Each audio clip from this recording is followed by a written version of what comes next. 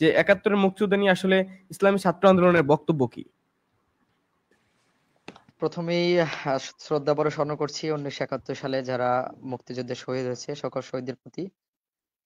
এই বক্তব্যের মাধ্যমে আপনি হয়তো বুঝতে পেরেছেন যে ইসলামী ছাত্র আন্দোলন বাংলাদেশের অবস্থান কোথায় ১৯৭১ সালে।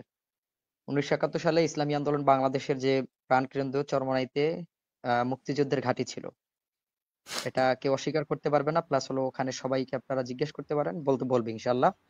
আর ১৯৭১ এর চেতনা নিয়েই ২৪ এর আন্দোলন হয়েছে। এটা হলো বাস্তব। এটা আপনি অস্বীকার করতে পারবেন না। আর ১৯৭১ কে বাদ দিয়ে আপনি ২৪ কে ধারণ করবেন, এটাও আপনি পারবেন না। এটাও সম্ভব না। এবং মূলত ৭১ থেকেই আমাদের প্রেরণা ছিল। ৭১ আমাদের চেতনা। তো ৭১ কে বাদ দিয়ে তো আর আমাদের ২৪ লেখা যাবে না।